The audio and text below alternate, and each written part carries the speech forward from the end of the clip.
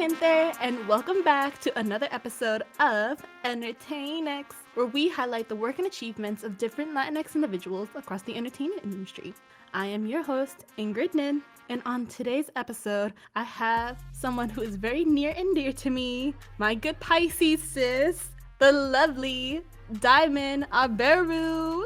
Diamond is a Latina filmmaker from the Lower East Side who is passionate about representing people of color. She's currently studying film and media at the Fashion Institute of Technology, but prior to college, she was a student at DCTV, where she created her first experimental short, Bullet Dreams, which showcased at the Tribeca Film Festival as a part of Our City My Story Showcase. As a cinematographer, she's interested in utilizing bright colors and innovative camera techniques in her film. She's also a writing works mentee at Girls Write Now, honing in on her talents as a writer.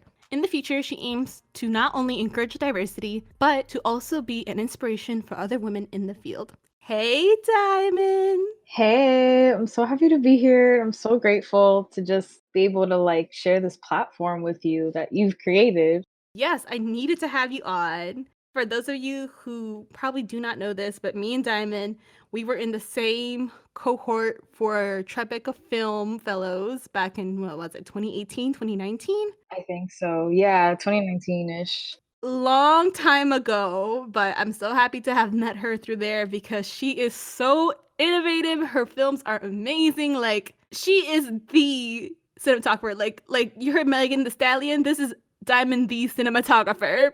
Oh my God. Thank you so much. That means so much to me. I'm crying. Yes! Oh my gosh, and that's why I'm so happy to have you on today. So, how have you been doing? How has life been for you? It's been going, just powering through. I'm in my last semester of college, so giving it that final push, putting in all my energy to my senior thesis, and also thinking about the future because I'm applying to grad school, waiting to hear back from grad schools actually. I just interviewed with AFI, so we'll see what happens. Oh my gosh. Sounds like there's a lot of really, really interesting and high stakes things going on. Oh my gosh. Yeah, good news, bad news. I don't know what's gonna happen. Well, let's hope it's all just good news. Damn, there's a lot of Megan Thee Stallion promotion on here today. A lot of good news. Okay, so let's dive into it. What drew you into cinematography and how did you get interested in it in the first place? As a kid, I was always into movies. I would watch really bad action movies with my dad, actually. There used to be a Blockbuster in our neighborhood, and me and my dad, we would always walk to it every week, almost every day, really. And we would rent three or four movies and we would just watch them. And we loved watching The Matrix. We loved those types of action movies. My mom really loved cartoons. So with my mom, I would just watch cartoons and animations. So I was kind of in two different worlds as a kid growing up. I was very much in this actiony masculine movie, and then I was into light and cartoons and stories that really tell you a story, there's a moral of it. But I really got into cinematography because my parents, watching a movie with my parents was not the same for me. We had different viewing experiences. My mom and my dad didn't really understand what they were watching 100% because of the English. It just, they couldn't grasp it as much as they wanted to. And they had to grasp onto the cinematography because visuals told part of the story. I mean, if you think about it, right? When you watch an action movie and there's explosions, yeah, you're going to get it, right? Same thing with cartoons. If a character's crying on screen, you're going to get it. It's simple. And I looked at that and I was like, well, I want to tell a story that my parents can understand without needing to rely on English. Can they watch this movie with just visuals and understand what I'm trying to say? I think cinematography is so special because you're creating an emotion, you're creating an experience for people. And when people leave the theater, I mean, you feel like a different person. You feel heartbroken sometimes. You feel happy. And it's incredible and it's special. And to have that effect on people, I wanted to do that. I wanted people to feel happy. I wanted people to feel sad, to feel heartbroken, to feel pain and all these things. And just understand and leave with a story that hopefully changes their life to some degree or another. So yeah, definitely on my parents. They kind of got me into it. Oh my gosh, that's so cute. And I could completely understand that how, language is one thing, but body language and depiction of images, that's a completely new language that's definitely universal. Exactly, exactly. So, like, cinematography is its own language, and for me, cinematography is not just about pretty pictures, like, it is, but for me, it's about communicating with people who might not know, a language. I'm using images as my language. I'm using colors as my words. I'm using compositions as, like, poetry. Like, it's just its own language. Oh my gosh, that's so beautiful. I really love that. You're a poet, but for the eye. Let's just say that. My images are my poetry. So, how did you get involved with DCTV then, and go on to make Bullet Dreams? So like I said before, I always had an interest in film, but like I could never like do anything about it until like high school where like, college is brought up and like what you want to do with your life. And I was just kind of like, well, I think I want to do film. Like I wasn't sure yet, but I was like, I want to do film. I'm not sure what in film. And I did a bunch of research. Like I was searching for programs, all these things. And I was like, okay, I can't afford to take a course at NYU. So I found this program, DCTV, in my neighborhood, literally 2 stops on the train from my house. And I literally just found it online, like, through research because I really wanted to just test it out. So I did it over a summer. I interviewed with them and they were like, "Yes, we want you in our program." So it was a summer thing first, and then I realized that they had a year-long program. So I was like, "Yeah, like I wanna stay for the year. I wanna see what's up." Like I made my first film with them and I was like, "Okay, this is cool." So I did the year program and I made 2 films. I made Bullet Dreams and then I made a group film about gentrification in New York, and that was kind of it, really. Like Bullet Dreams, though, that film in particular, gosh, what a learning experience, what a process. That film was such a pain in my butt. Oh my gosh, why? So I that my original script was like 8 pages. I brought it down to 4, and then from that 4, I had so many different locations. I had a diner, this like empty dreamscape. I had like a school scene. I just went all out with it. That was like the first like my first film by myself. I was like, "Yes, I'm going all out. I don't care." That was hard.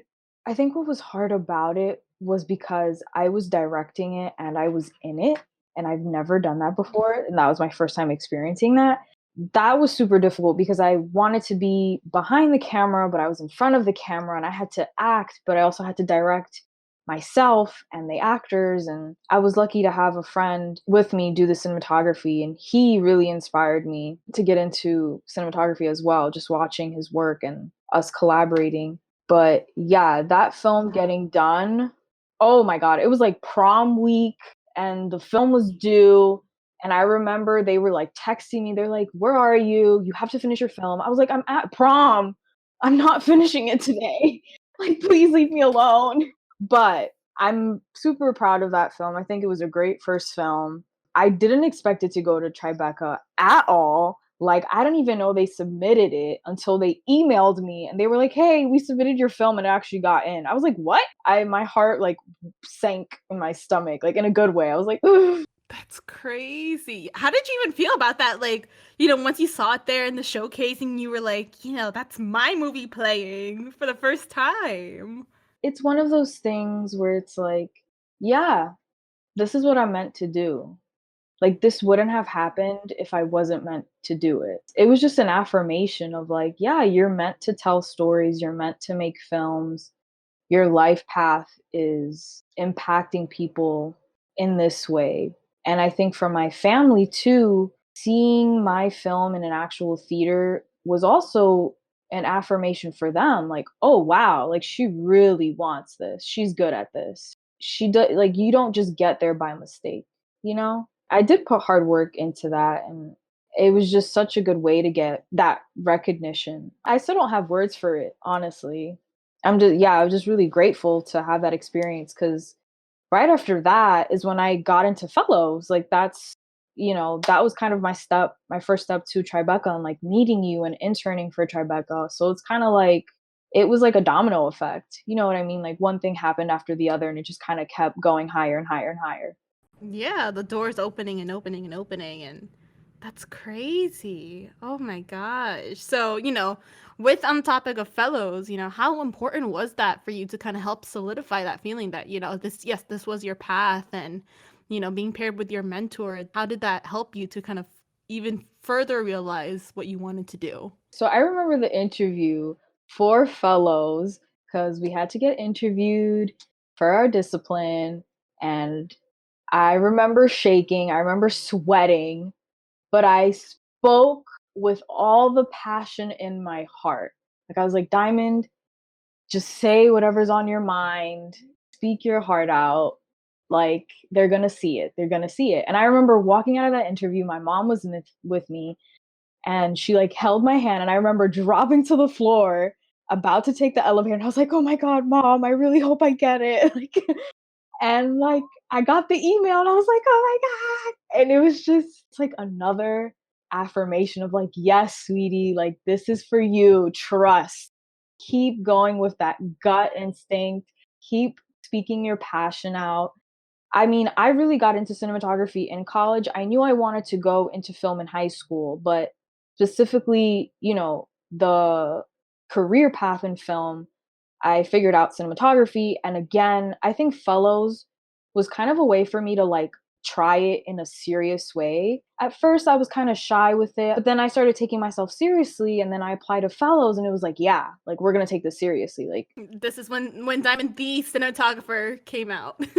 yeah, she was born. She came out real quick. Um, yeah, my mentor is great. I remember going to a studio in Brooklyn and we were just talking about like photography and like he was showing me like his camera and he talked to me about like working with Beyonce and like yeah, it was just eye opening and it was like wow, like what first of all, what is the life of a cinematographer and like it's just like watching your idols, like, sing on stage. It was kinda like that. Like, I was watching him, like, do magic with lights, and I was like, "Whoa, like, I wanna do that. I wanna be behind the camera. I wanna make things that feel beautiful and things that can really touch you," and he was just yeah, it was just so wonderful. Aw, oh my gosh, that's amazing. I could have imagined once you heard Beyonce, you were like, Tiffany Pollard, like, Beyonce, Beyonce. Yeah, I was like, "What are you talking about?" I was like, "Y'all say?" That's amazing though, and how, that really helped to show you in real time with a real person who's what, like, veteran, at this point in the industry that yes, this is what you want to do.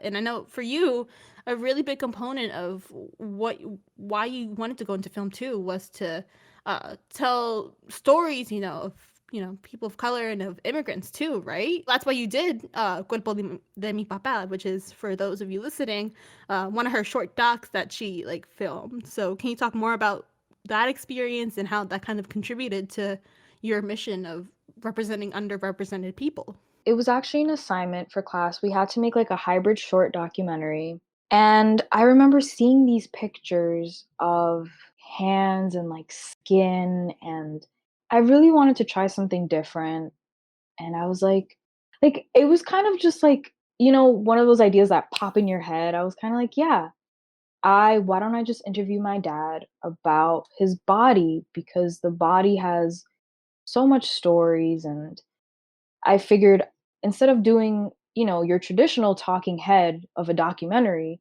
let the body speak, literally. And I wanted it to be intimate. I wanted my dad to speak in Spanish. I wanted him to feel comfortable. I wanted him to feel comfortable showing me the scars on his body and places that really hold a lot of meaning to him. Yeah, in that film, it just shows you that there are so many ways to represent people of color and it's out there and there's room for us. It's just a matter of making space yourself, because I feel like it's empowering and it's hard at the same time saying that, like I have to make space for myself. No one's going to do that for me. And I think because in the industry, for other people who are fortunate, space was made for them. But for us, unfortunately, it's a work in progress, right? So it's empowering to say that my film made space for my dad to speak his story. It makes space for other people to tell their stories with their parents, and to really appreciate that and to kind of connect with family, go back with roots a little bit. Yeah, I remember watching it before, writing up my questions for you for this podcast and hearing how kind of intimate it was, and the scars, like you were saying, how they contrasted with the story, and how you even found out things you didn't even know, about you crying and ending up in the hospital after your dad ended up in the hospital. I was just like, oh my gosh. Yeah, and like my mom joined in. It was like a whole family thing. It was really sweet. That was so beautiful too in the end. Then you had the picture of your mom and your dad and you like all together. I thought that was the sweetest thing, and I'm so happy you even chose to utilize your own family to tell their story too, because I think in the end that's what we want. We want to tell these stories and make sure they're imprinted and they last a lifetime, right? Yeah, it just shows film makes space. Film creates the space for people of color. We just gotta utilize it. With that and with making space, how do you think Hollywood can do a better job of making space for us as Latinx individuals, especially within cinematography? Since, as a woman, it's already hard enough to get into that field, but, as a Latina woman, I can only imagine, how hard it could be. I've been thinking about this the whole summer. I went to a seminar with Nastasia Breyer, who is an Argentinian cinematographer, and she spoke about that, like dynamics and being a woman on set. And I feel like it's a question that can't be answered in just black and white. It's very much such a gray area. I think it's getting better. I feel like 100% it's getting better. But I think Hollywood could better help people of color. I feel like it's been said over and over and over, but by just listening, listening and being open to stories, I feel like we have the same narrative that keeps coming out these days, right? It's like, white man saves the day. It's very typical, it's very, like, cut and dry, whatever, but I don't think people wanna see that anymore at all. Like, all my friends, the movies that we talk about, the shows that we talk about, they're no longer that story.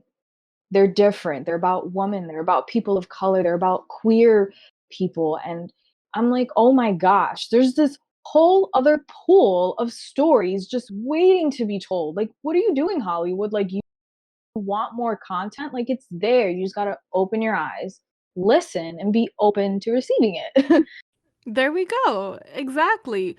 So if I interject, what are some of your favorite ones then? Your favorite shows, movies that, you think Hollywood needed to like really amplify more then? One that really pops in my head right now is like Shira and like Legend of Korra and like yeah, I'm just thinking of like animations right now. I love them so much. I think those stories mean the world to me because not only is it like people of color, but it's like queer and like I'm like, "Oh my god. Like where has this been all my life?" Yeah, I know that there was really big controversy too this past week because of the Golden Globe nominees, and how like they were criticizing that. Burning, oh my god, it gets me so upset. I'm like, "It's an American-made film. It was made in the US." Ah! It's so aggravating. Yes.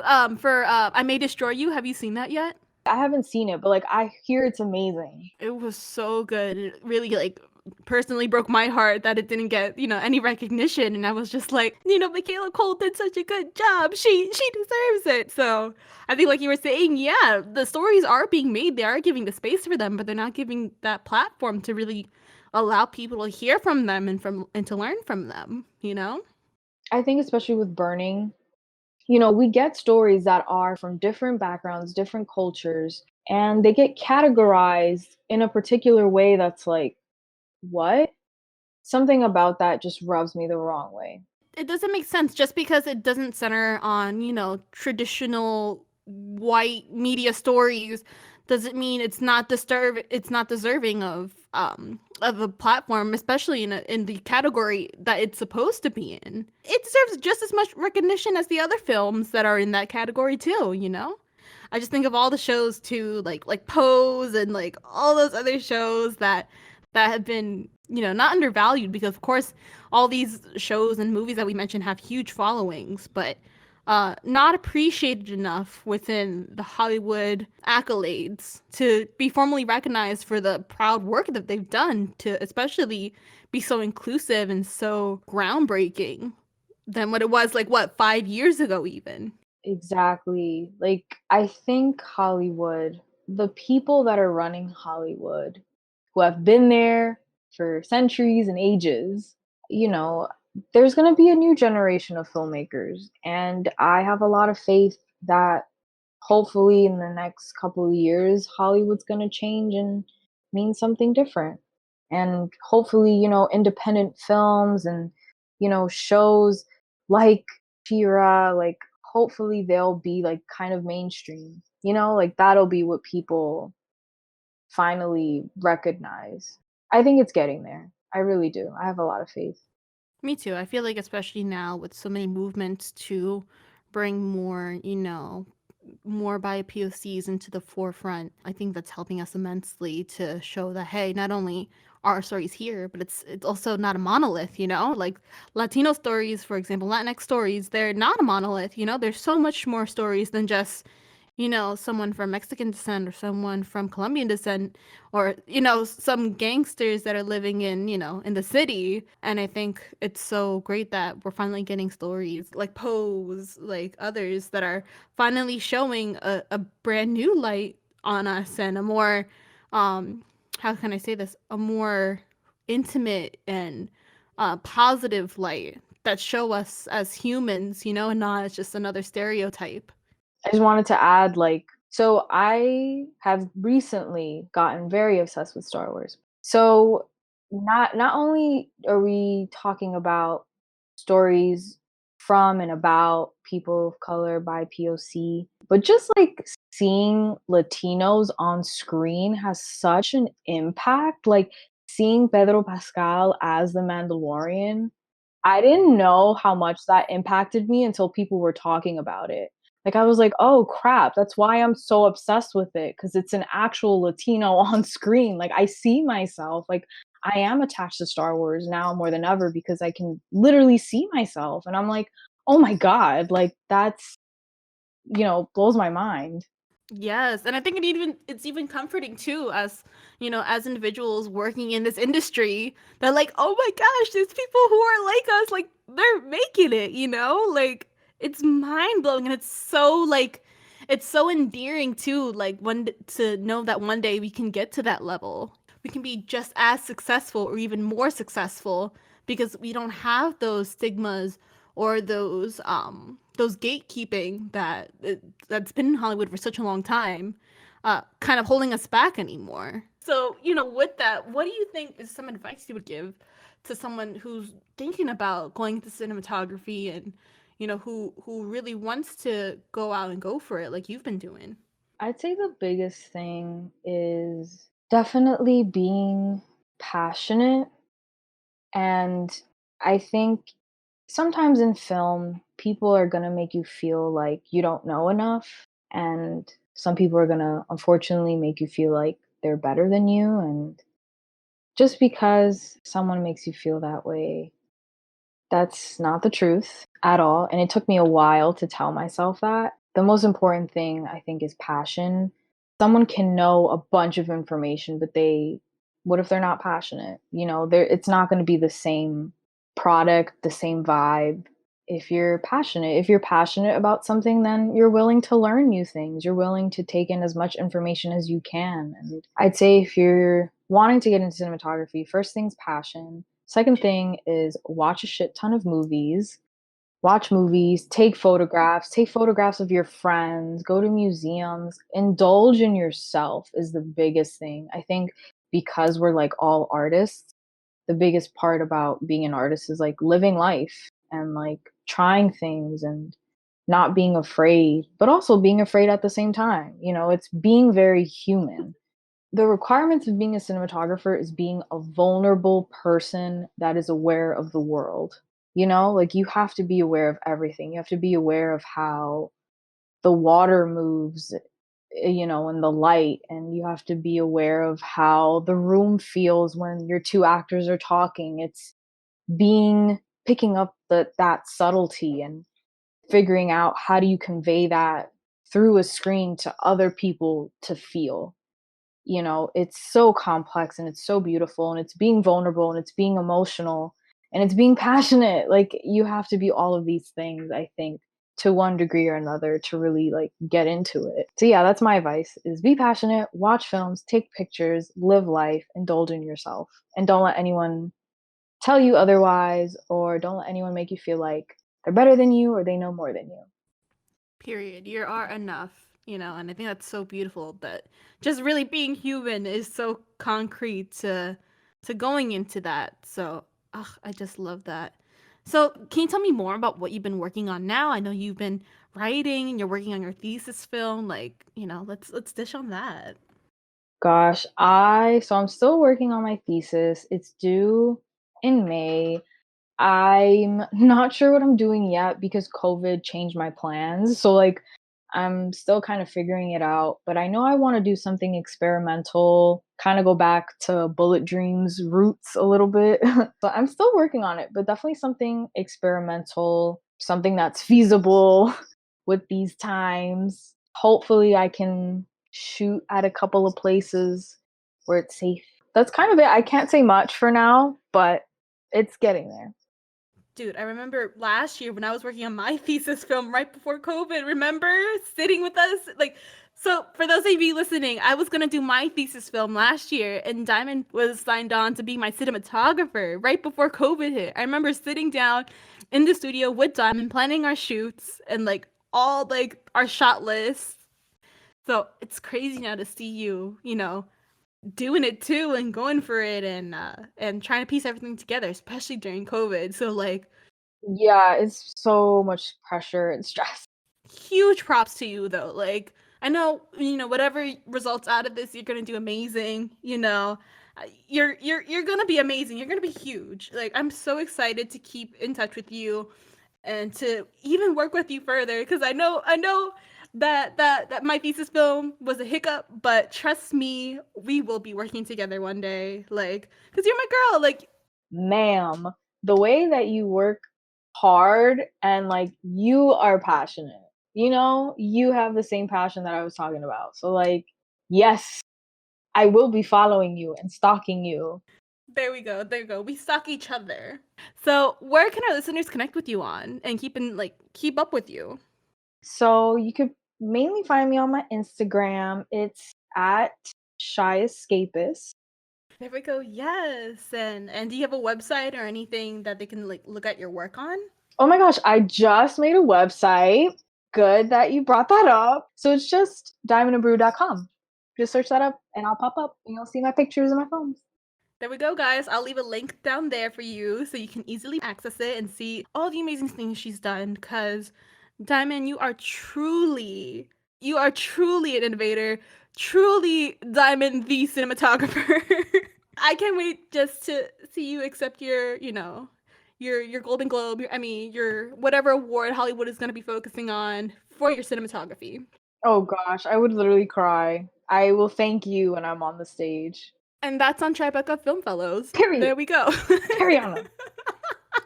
So, thank you so much, Diamond, for coming on today. You are the best. I miss you so much.